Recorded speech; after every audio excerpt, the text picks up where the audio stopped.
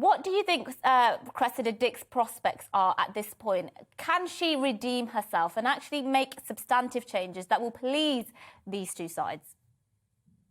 Well, I think it's going to be very difficult for her if Sadiq Khan no longer backs her. I mean, it is essentially a vote of no confidence if he is not backing the chief of the Met Police. He backed her in 2017 as the first woman and openly gay leader of the Met Police. And he has been relatively supportive of her over the last few years. As recently as a few months ago, him and Priti Patel jointly agreed that she was the right person. But in the last couple of weeks, we have had a report from a police watchdog who has said that there is significant failings when it comes to racism, misogyny and other horrible things, really, when it comes to many officers within the force. And her time there has been marred by many controversies and crises. There was an investigation and an inquiry not too long ago which did describe the Met Police, as institutionally corrupt, and actually stated that she obstructed the investigation into police conduct. There was the Sarah Everard vigil, which was widely regarded as very poorly handled, and many other controversies and crises as well. So I think it's going to be very difficult for her. Undoubtedly, it is a very difficult job, and the police risk their lives every single day and put themselves in very dangerous situations. But there is a strong argument that if there is a problem of leadership from the very top, then that has a negative influence on the entire force. So I think it's going to be very difficult for her.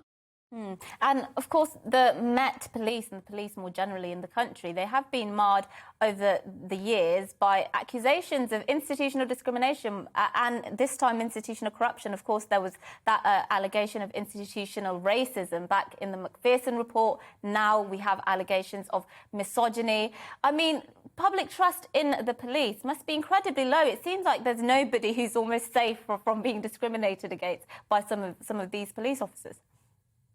Well, I think that the point that you make about trust is a really important one. I mean, we have policing by consent, and therefore the relationship between the police and the public is incredibly important. And we have to remember the police is the militarized wing of the state. They have effectively a monopoly on violence in everyday life. And therefore, if huge sections of the public are not trusting of them, then that has huge implications for actually policing and management of problems within society. If victims do not feel like they can come forward because they are afraid that they will be subject to suspicion, potentially discrimination, then we have a very poor situation when it comes to actually dealing with crime and responding to problems within society. So I think the trust issue is really important. And if people have lost confidence in the leadership of the Metropolitan Police, and I think that that's serious questions, and questions need to be asked whether or not she is the right person to take it forward. But she still has a lot of support. I mentioned in the beginning that as the first woman and openly gay MP, there's many people that see her as a symbol of progress in and of itself and should give her another chance. And Sadiq Khan has said that she has days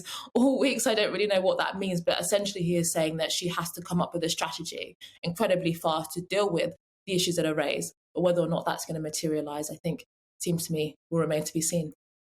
It is worthwhile taking a step back and thinking that, yes, there might the British police force or the forces across the UK might not be perfect in every way, but compared to some police forces around the world, compared to the American police or the French police or the ghastly police in Russia, I mean, my gosh, by comparison, are we striving for the perfect and ignoring actually the reality where British police? I'd rather be policed by British police than just about any other police force on the face of the world.